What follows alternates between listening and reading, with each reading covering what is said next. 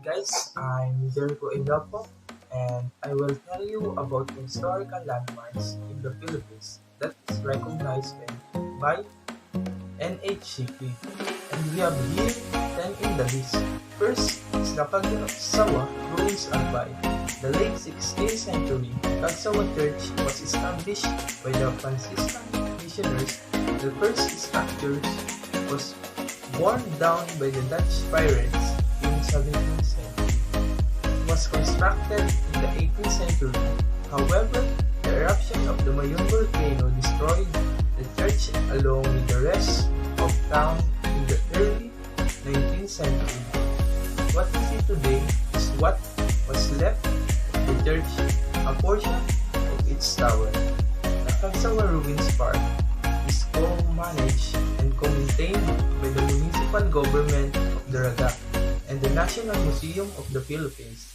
It is one of the most visited tourist attractions in Albay. While there visit the Cagsawa National Museum, showcasing photos of the Mayon eruption and other related collection. And since it's a popular attraction, there are several souvenir shops and stalls in the vicinity. Next on the list is the Baguio City. The highly urbanized city of Pines is perched in the highlands of the Cordilleras. This elevation gives it the hill something that attracts tourists from other parts of the country. But Baguio is more than just a popular tourist destination. It is also rich in history during the Spanish colonization. The area is never fully under Spanish control because of the effective defensive strategy of indigenous figures. After the Americans defeated the Spaniards, the Philippines fell into the hands of the United States and the turns of the 20th century. The foundations for the development of Baguio City were laid when the Americans established Camp John Hay in 1903. Only Hill Station is stationed it jump-started the development of the city, which would become Baguio. Most of the historical structures in Baguio were built under American rule. Third on the list is the Sultan Kudarat Monument. Muhammad Dipatuan Kudarat, famously known as the Sultan Kudarat, was revered and hailed as the greatest sultan that ever ruled in Mindanao. He was a celebrated warrior, fearless in the face of the Spanish conquistadors who threatened to occupy his ancestral domain. He tenaciously defended the Islamic faith and steadfastly held his ground against the Spanish invaders. Monuments were built to honor him for the bravery and valor. This is one in Makati Ayala Triangle and another in Cotabato City, Maguindanao, Tantawan Park, but the most photographed stands in front of the Sultan Kudarat province capital in Isulan. Fourth on our list is the Corridor Island, strategically situated at the mouth of Manila Bay and facing the West Philippine Sea. Corregidor Island played an important role as a military base during World War II, nicknamed the Rock. This fortified island was part of the harbor defense, protecting Manila Bay from enemy attacks. The island suffered massive destruction after the war. Most people assume that Corregidor is a part of Bataan because of its close physical proximity and historical ties, but is it in fact under the jurisdiction of Cavite. The Leyte Landing Memorial Park proclaimed a national park in July 1977. The MacArthur Lake Landing Memorial National Park, also called MacArthur Park, was also designated as a National Historic Landmark by the National Historical Commission in 1994. This park was established in celebration of a significant event in history, the A-Day landing in October 1944, where Douglas MacArthur together with his entourage finally fulfilled His promise to come back and help the Philippines gains back its independence from the Japanese. A few days later, the Battle of Leyte Gulf, the largest naval battle of World War II, erupted. The Memorial National Park features a shallow man-made pool with 7 bronze statues representing General Douglas MacArthur, President Sergio Osmeña Jr., Brigadier General Carlos P. Romulo, Major General Courtney Whitney, Lieutenant General Richard Sutherland, Sergeant Francisco Salveron, and William J. Don. The Memorial Park faces San Pablo Bay Leyte Gulf. 6 on our list is the Sandugo Shrine Hall. In March 1565, a blood compact between Spanish explorer Miguel Lopez de Legazpi and Bohol chieftain Sikatuna took place as a symbol of friendship between the Spaniards in the Philippines. This was famously called the Sandugo, a tribal tradition selling allegiance and confirming solidarity between tribes. Both representatives cut their arms and poured their blood into a cup, divide the mixture equally, and drink them until cups are emptied.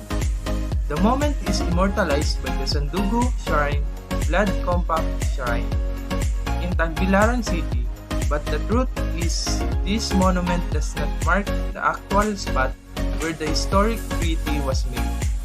In 2006, the government of Bohol determined the actual site where it happened to be in Loy, the municipality between Albuquerque and Lobok. The actual site, now called Blood Compact Marker, is situated along Bohol Circumferential Road, Tagbilaran East Road. Number 7, Malacañang Palace, Manila. Malacañang Palace is the official residence and office of the President of the Philippines.